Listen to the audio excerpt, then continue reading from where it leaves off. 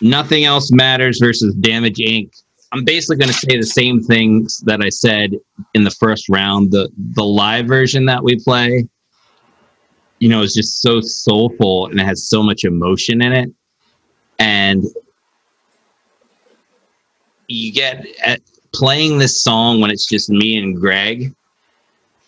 You just have an overwhelming sense of peace. And I know it sounds really weird, but just the feelings that I get from Nothing Else Matters, I have to pick Nothing Else Matters. I'm sorry. So for me, this was also a very difficult choice. Mark, I agree with everything you just said regarding Nothing Else Matters, especially the version that we play as opposed to like the studio. Whereas Damage Incorporated, especially when we're, after doing a 2-hour set, we come back out with our encore, and this is what we come out with. To watch the audience basically go, holy shit, they're coming out with this now. It's just an amazing response. But I think I'm going to have to go with Nothing Else Matters also. But it's painful to say that. I, too, had a difficult time trying to figure this one out. I went back and forth a number of times. And I'm also going to go back and forth about 3 times before I finish the sentence.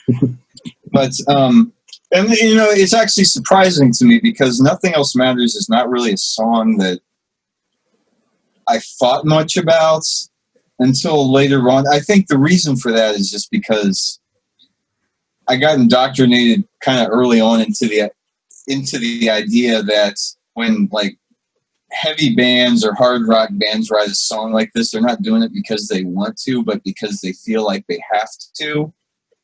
I don't know. I'd say there could be some truth to that, but it kind of doesn't matter because I'd be doing this song a great disservice if I put it in the same category as like Every Rose Has Its Thorn by Poison, or More Than Words by Extreme. We got to edit this out. I'm going to go drink Poison. Yeah.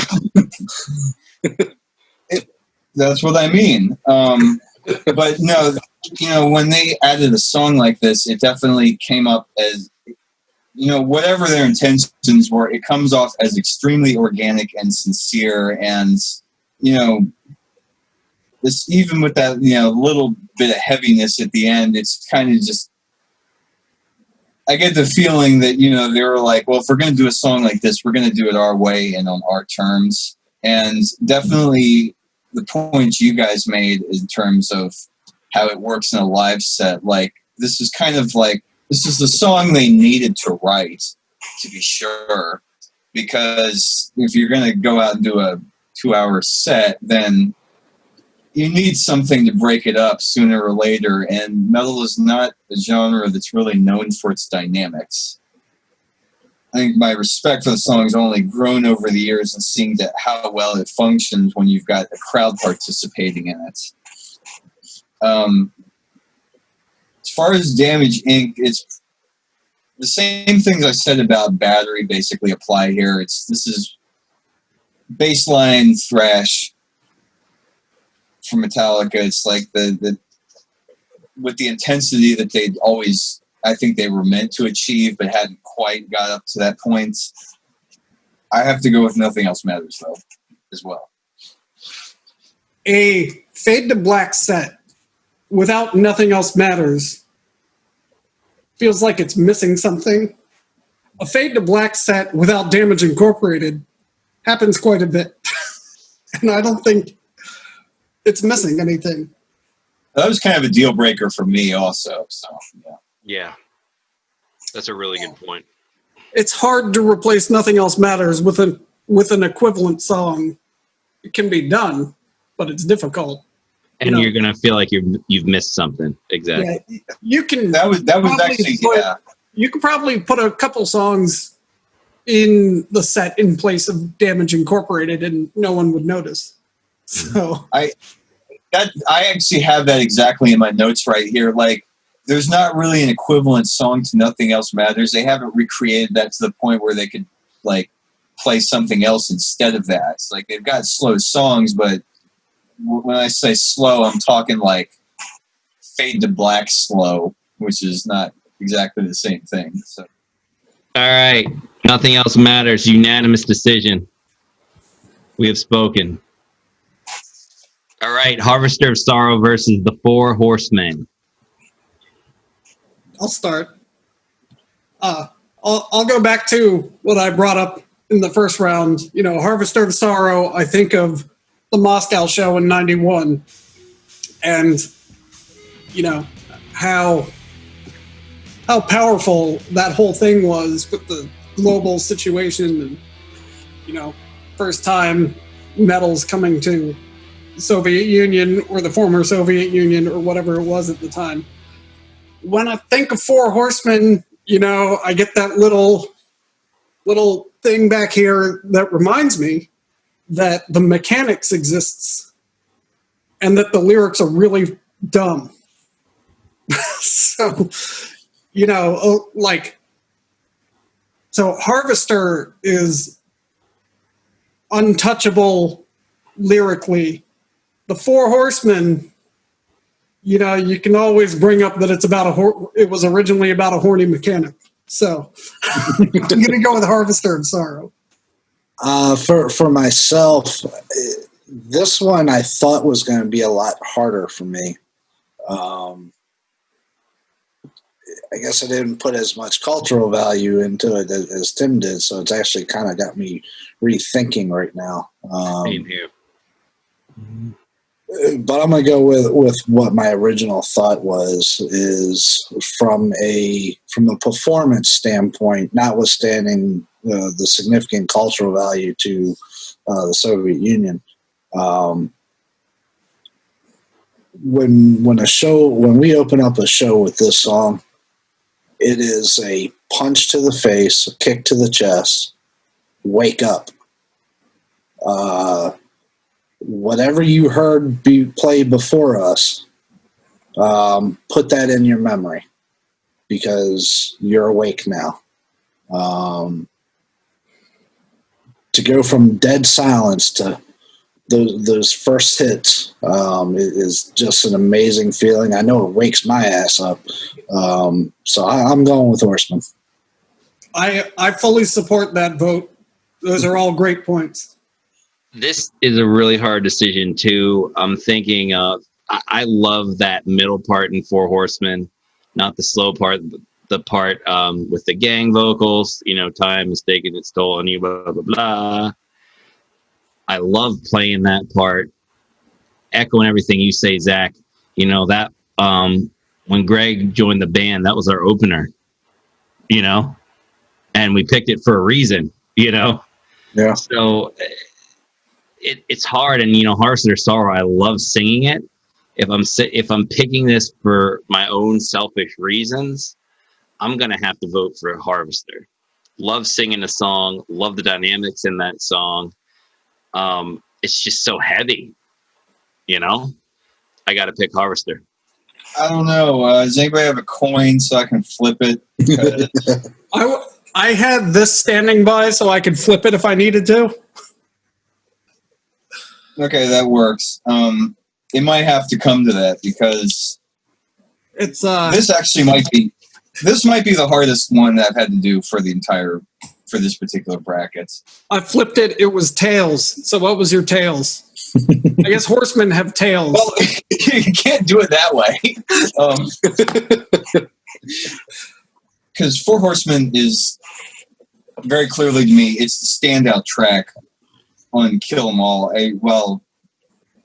Maybe one of like a couple, but it's like the first time I heard it, I was like, okay, this is the song. Harvester of Sorrow on Injustice for All, I don't, you know, there's a lot of stiff competition in there, but I think I said something last time like this is one of the songs you feel in your chest. And I actually had to go back and listen to this song when I decided, because originally I decided on Four Horsemen. I was like, you know, I got to give Harvester of Sorrow another listen just to make sure I'm okay with that. And then I listened to it and I wasn't. I was like, no, it's got to be Harvester. I think that is actually going to be my final decision, because I think, more so than just, it's another song with great dynamics to it. It's got a great middle part. It's just got some interesting twist to it. It's kind of a song that bridges the gap between, thrash Metallica and what they did later, and when they added kind of more of a mid-tempo vibe to most of their music. And this was them kind of doing that style at just kind of peak heaviness. And it's one of those songs that it really flies by on that album too. Like I think the song's like almost 6 minutes, but it still really feels like one of those songs that kind of just gets down to the point. So Harvester of Sorrow is going to be my choice for this one also. Harvester of Sorrow wins 3-1. All right, Fade to Black versus No Remorse. If this were some kind of bracket, it would be Fade to Black versus And Justice for All. And I'm kind of surprised by that, because it was also a blowout. It was 85% for Justice and wow, for No Remorse, and that really surprised me. I wonder really what's going on there. I think I was the only person that voted for And Justice for All in the original one also. So, well, it was difficult for me. I made my decision on the bass line, if I remember correctly. But earlier I chose based solely on song length, in which Justice would win. So, I don't know. That's really surprising that Justice got No Remorse lost that hard to Justice. Well, especially given how long Justice is. Yeah. Yeah, and Metallica has said, when they played Justice live, at the end of it, they're the only ones still smiling. Right. They have insufficient data for No Remorse at this point. That's probably what that's about. They just don't play it enough. Like, they got smiles on record, but they just got to collect more data first. And so back to the Fade to bracket. Fade to Black versus No Remorse. Fade to Black is the song that started the Metallica formula for track 4. I'm going to go with Fade to Black. I could also add that it's so good, the band is named after it. So for me, definitely Fade to Black. The musicality of the song is just incredible. I won't belabor that point. The lyrics for me have a very deep-seated emotional connection personally. It's why, as one of the creators of this tribute band, I wanted that name because the lyrics touch me in such a deep emotional place. It's actually going to be very hard for me to have this song voted out all the way through the finale, just because of how much of a connection. But spoiler alert, it is possible. So Fade to Black for me, if it wasn't obvious. Fade to Black. No comment. No, really, I don't know what to say. I mean, it's Metallica's first real epic song. It actually feels like a journey. No Remorse, I mean, it's a journey too, but with the inexperienced Uber driver at the helm. So, yeah, Fade. I mean, I'm going to pick Fade to Black. Couple reasons. Definitely the emotional connection to the song. So many people, after we've played a show and we're talking to the crowd, will come up and say how much this song means to them. You know what I mean? There's so many people that have a connection to this song. Thinking of No Remorse, they have that as part of the Kill Ride medley, and you could basically do the whole song without the end. You know what I mean? So they purposely picked the verse chorus in the Kill Ride medley. You know what I mean? Because that is the memorable part of the song. Whereas with Fade to Black, you have the whole incredible song. And that outro, that harmonized guitar outro is just phenomenal with the solo over that. I mean, you can't beat that. So Fade to Black. Creeping Death versus The Memory Remains. Like I've said countless times before, my introduction to Metallica was with the song Fuel. When I started listening to the earlier albums, I don't know if I just wasn't listening to the radio at the right time, but a lot of the stuff from those earlier records weren't being played other than Black Album stuff, you know, and first listen through a lot of those earlier albums, the chorus of Creeping Death really stuck out to me as a really cool hook, just listening to it. And it always has stuck with me since then. You know, I think that song, you really begin to start seeing like really hooky, good songs in Metallica. Not that they didn't have other hooks before you got to Creeping Death, but you know, the next evolution of Creeping Death would be the Master of Puppets record. You know what I'm saying? And it's like a clear evolution to me musically. I'm going to pick Creeping Death. I love Memory Remains. Think it's fantastic. Love playing it. Love singing it. Love the crowd energy. Like when we did it at Ocean City Bike Week, we got them to sing the part at the end. That was awesome. But Creeping Death it is.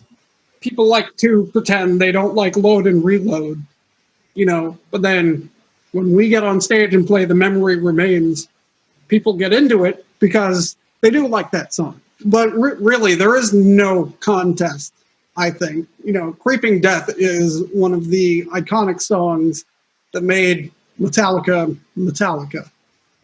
You know, it was early on, it was solid foundation for what came later. You know, everyone knows it for good reason. So, Creeping Death.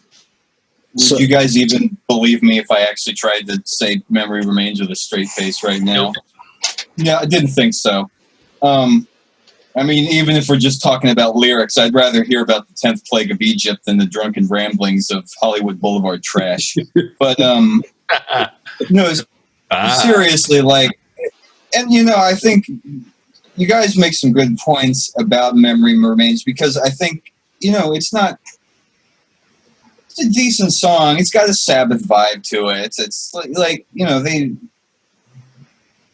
weren't all stinkers just suddenly the minute those guys cut their hair. So, you know, I can't really you know shit on it too much. But it's up against Creeping Death here, and that was what? Well, you're right. Absolutely. You're absolutely. It's up against Creeping Death.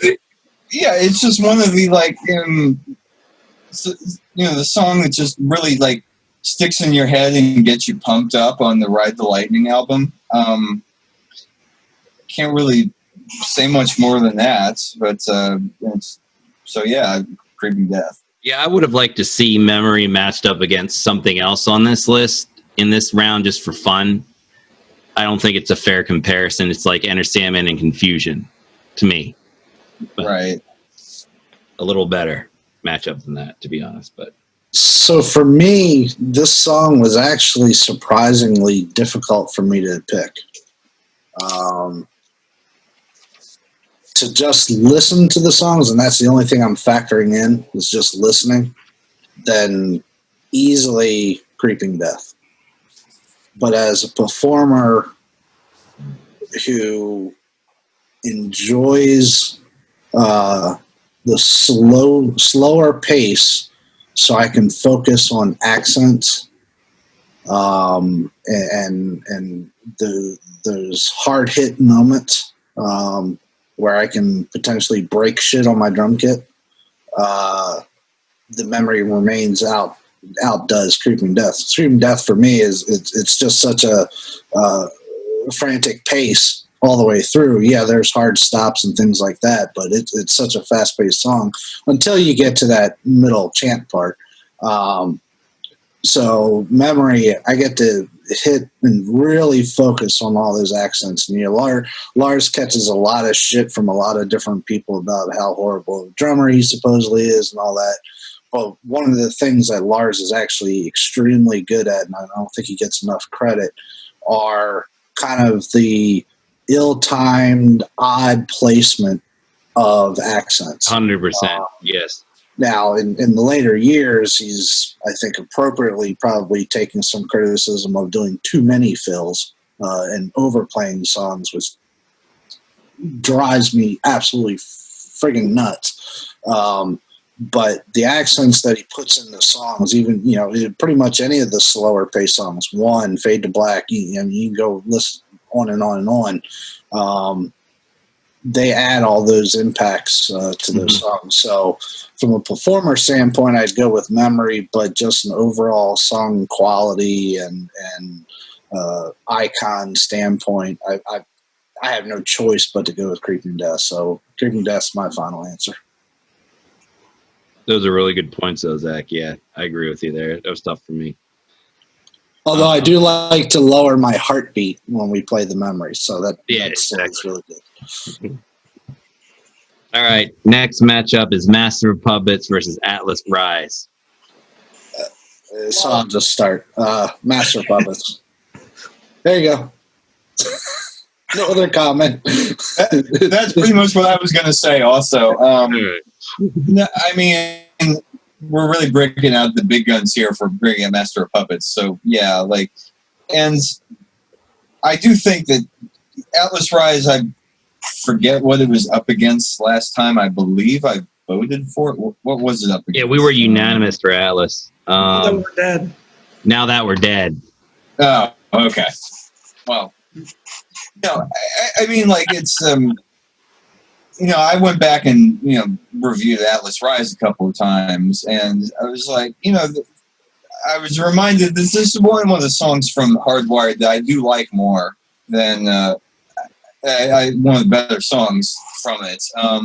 The chorus is a little bit anticlimactic if we're really going to pick it apart, and the chorus for Master of Puppets is not anticlimactic. We could kind of stop it right there, and that's why. I could go on about Master of Puppets, but it's not. I feel like I need to. But Atlas Rise is definitely it's a good effort for a song that's for such a recent Metallica song there. So I do give credit where credit's due. But my vote does go to Master. Master for me. There's you need nothing on Hardwired can beat Puppets. So. No. Right. Yeah. Doesn't matter. It's Puppets. What? Just go ahead and say it, Mark. Yeah, Master of Puppets. But I want to know what we voted 3-1 on it. That was Dyer's Eve. It was Master of Puppets and Dyer's Eve. That's what I think I voted for Dyer's Eve. you did. Yeah. I really want to play Atlas Rise someday. I think it would be really cool to play. I don't know why, but I really want to play it outside. That would be fun to me. And I don't know why. Only outside? Yeah, only when we play outside. Never inside. And the way it's looking, I was going to say. That's going to be every show. That's the way it is, but we lost that one too. So I'm still going to vote Master of Puppets. All right, next one is Fuel versus Ride the Lightning. I will gladly go first. I love Ride the Lightning. It is fantastic. I love playing it. It's a great track off of Ride the Lightning. Great live song, but I mean, Fuel was my gateway into Metallica. When I first joined Fade to Black, I was so excited that this was on the list. So excited. I love this song, love playing it. And kind of like what Tim said earlier from Murder Remains, you have those people that say, oh yeah, Load and Reload sucks, but they're all jumping around when they hear Fuel. So, Fuel. This one's difficult, but it's not too difficult. Fuel is a great song, but Ride the Lightning, I think, is a better song. There's more stuff going on. Solo section's cool. There's more emotion. It's a guy about to die, whereas Fuel's about rich man and his fast cars. So I'm going to go with Ride. This matchup made me think of a clickbait article that I clicked on a couple of years ago. No, seriously. Like, okay, so the headline for it was something to the effect of why 1997 was the worst year in music. Now, like, it doesn't matter. You know, I don't really remember what the article said, to be honest. It's not really important because that's just like one guy's opinion. But I just thought it was funny that this was a suggested article for me because 1997 for me was clearly, I distinctly remember it as the year where I kind of decided with a lot of certainty that, I mean, I was a teenager at the time, that mainstream radio and just top 40 radio just did not have anything to offer me anymore. I guess it was just the musical climate. I mean, a big part of it is because that was definitely a time where I was starting to get into more just underground and extreme stuff. So it was like, yeah, I don't really need to listen to, I don't have a need for Sugar Ray at this stage in my life. But that's the thing. Like, so I remember this article listed off all the like albums that came out that year, and I was like, wow, this year really was a shit show. So my point in bringing that up is because, you know, Fuel, when it came out, it was a breath of fresh air. Like, I could still turn on the radio and feel like, okay, there's a little bit of hope left. And remember, like, I don't think I was really, like, Load to come out the year before. I didn't really, like, I thought the album was all right, but I didn't really have high hopes for what they were basically trying to market to us as the table scraps from Load. And then they come up with this song, and it's like, well, this is actually a fast song. This actually, like, this song actually kind of kicks your ass a little bit. Like, it was just not something I thought mainstream radio could provide for me at that time. So I do, you know, I have a soft spot for Fuel, to be sure. I know it's a song that people lampoon a lot. But Ride the Lightning is, you know, that is the song that clearly kind of shows, as a lead guitar player, it shows kind of Kirk's maturity as far as writing a memorable solo, and that's really what carries that song. I think it's one of the great unsung, not the deepest cut on Ride the Lightning, but just, you know, one of the kind of underplayed ones. And yeah, my vote definitely goes to Ride the Lightning on this one. So a lot of great points by everybody. Although it was funny watching Mark's reaction every time 97 got shit on. He loves Barbie Girl. And I think I have heard Mark sing Sugar Ray in the RV. But in any case, All right, see you guys. I'm gonna have to go with Ride the Lightning. I also like Fuel. I think it's a great song. Love the video. You know, especially as a biker. But yeah, Ride just has that. You know, from the very first bang of the drums with the guitars, you know, to enter that song. It's a song that right when you think it's about to let up, it hits the gas even harder. Mm-hmm. And then it lightens up again and you start to breathe and it's like, just kidding. And it hits full throttle again. And for me also, just as an aspiring drummer, I don't count myself as a drummer yet. Ride the Lightning for me was also my first real test of endurance, playing that song. And I think it was about a year after I learned how to play it and listened back and then actually watched original videos of Lars playing it. I realized, all this time I've been doing all this double bass work and I don't know why, because he doesn't, and it's not even in the album. Apparently I was also playing the rolling guitar and the bass lines thinking it was the kick drums because they were blended into the background. So, but in any case, I'm glad I play it the way I do and haven't started cheating on it yet. But so I'm going with Ride. The Ride the Lightning wins. Sorry, Fuel. We were fighting for you. But just needed more gas. Yeah. Oh. Sad But True versus Of Wolf and Man. Of Wolf and Man. We had a tiebreaker from the previous round. It was Wolf versus Nightmare, all Nightmare Long. In the official results, it was 51% for Nightmare and 49% for Of Wolf and Man. So they had a similarly hard, close vote for that one, which I thought was interesting. I can see why that was a hard one. All Nightmare Long won. So I can see why that was a hard one, though. Like, it was hard for us too. yeah, I mean, because I know I chose Wolf and Man in that one, but I think all Nightmare Long, it's almost got this like extreme metal vibe to it in some way, but it's just kind of not quite developed for me. So yeah, I thought that was interesting I guess that was the first single on Death Magnetic also. So Suddenly, like, they released The Day It Never Comes, then like everything else. There is this one. That's neat. It Never Comes. If you hold that over your face right, it's like perfect.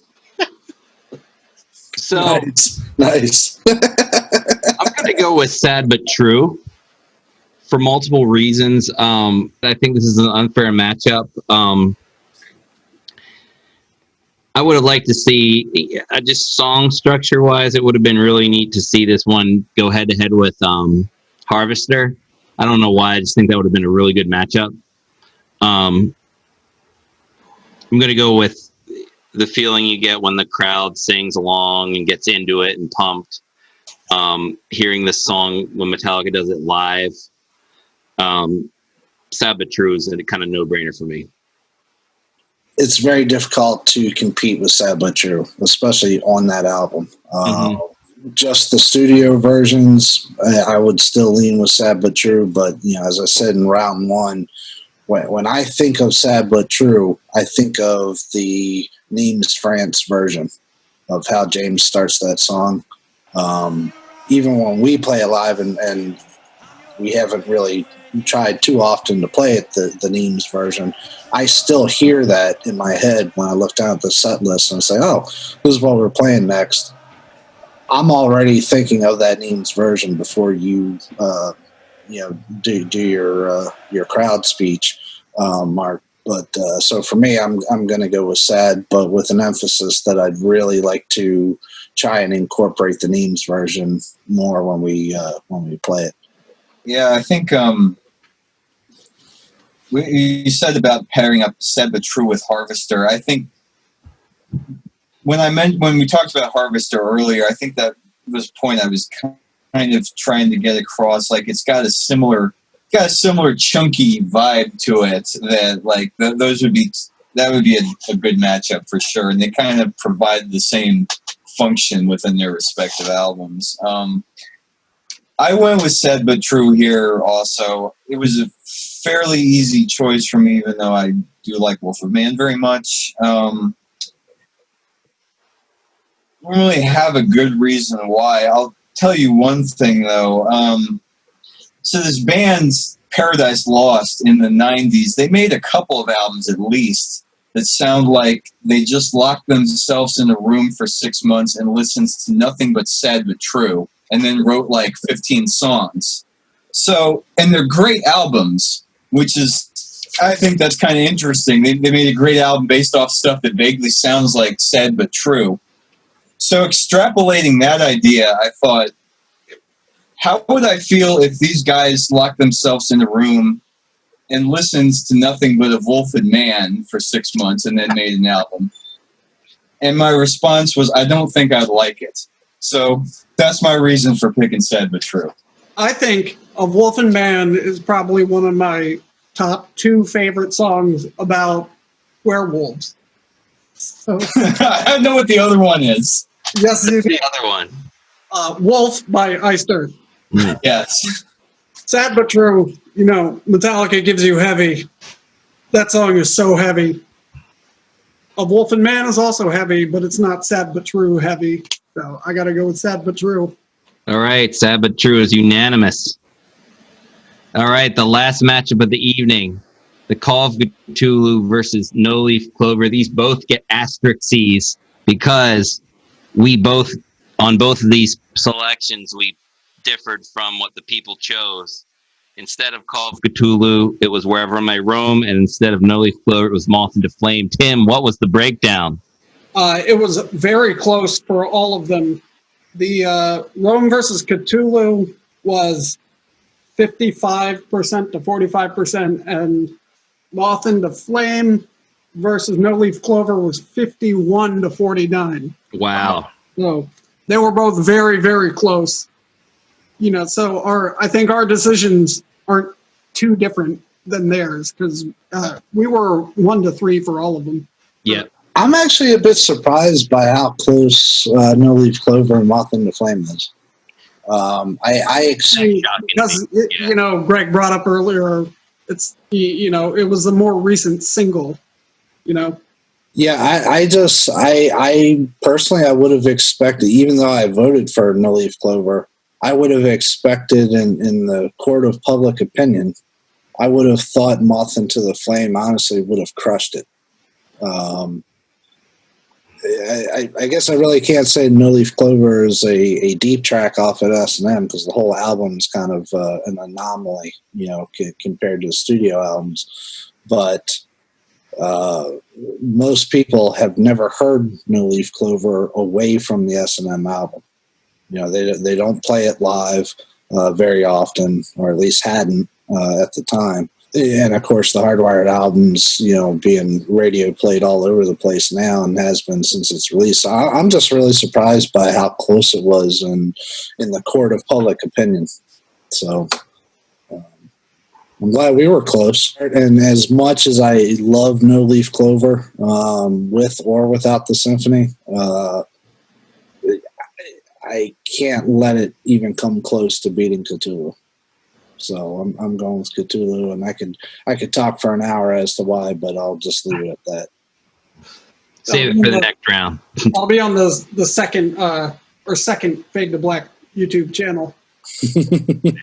I have to go with No Leaf Clover. Love the song. The memories I have when it came out. You could call Garage Inc. They released Turn the Page, and I think they released Die Die My Darling. What else did they release off of that as singles? But this for me was my first new Metallica song. I got the album the day it came out. Just thinking of those memories, and when I sing this song, playing it along with that backing track, Zach, I think all of our recordings have sounded amazing. It's just something just clicks when we play that song. Yeah. And I love singing it. It means so much to me, so I have to pick No Leaf Clover. But I got to tell you though, Mark, you're the pitch and the tone, especially your vocal inflections in Cthulhu. I don't know. You might want to rethink that. Yeah, I went with Call of Cthulhu on this one also.